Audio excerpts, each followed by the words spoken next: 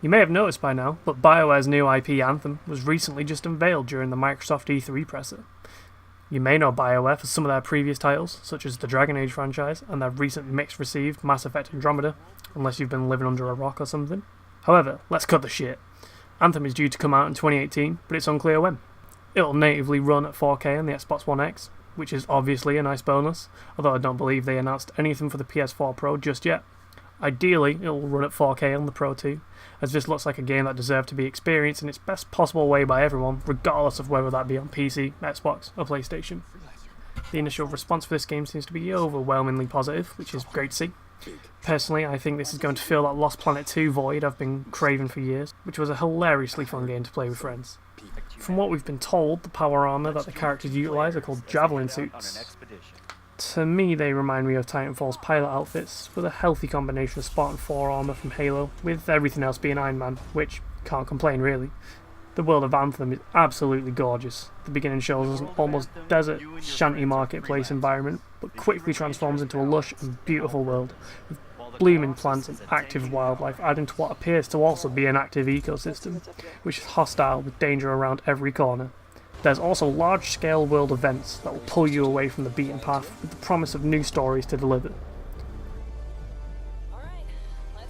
When the main character's co-op buddies begin to join in, we can see that they're built entirely differently to the initial character. The Javelin that the main player jumps into is referred to as a Ranger, and teases that they're trying out new upgrades, whilst their friend refers to their Javelin as the Colossus. It's also confirmed that the suits will be customizable, so they look and play how you want, which really brings in a sense of progression, personality, and replayability. The Ranger is regarded as balanced and all-purpose, whereas the Colossus is referred to as a tanking powerhouse. A short while after this, it's mentioned that you can equip your Javelin with gear that brings devastating power to combat.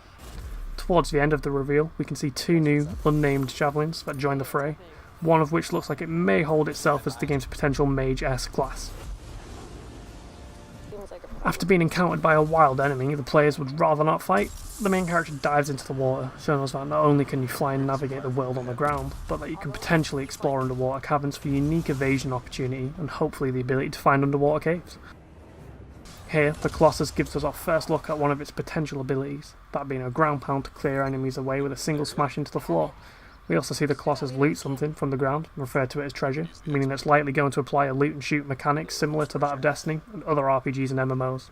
See further evidence of this when the character actually picks up a weapon later on that appears to be in a legendary quality.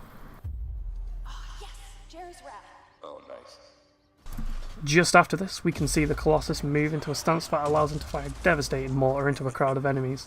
Then, the Ranger also applies an ability, or perhaps one of her weapons, which locks onto all nearby enemies in sight and unleash a volley of small missiles that quickly decimate the remaining enemies that decide to show up to the fight. That's all there really is to this video right now. However, I may make a video that gives us a more in-depth look at the characters and weapons so we can break them down and have a little guesswork and analysis based on some close-up images and see what the UI looks like to display, maybe some of the abilities or elements, things like that. If you liked this type of video, feel free to subscribe for more videos like this, as well as some more less serious mess around videos. I'm new to this kind of thing, so any kind of feedback, likes or subscriptions will really help out. Depending on how this goes, it's quite likely that I'll cover this game from now all the way to post-launch, as it looks very promising and full of potential. Thanks for watching, and hopefully that wasn't too dreadful for you. See you now.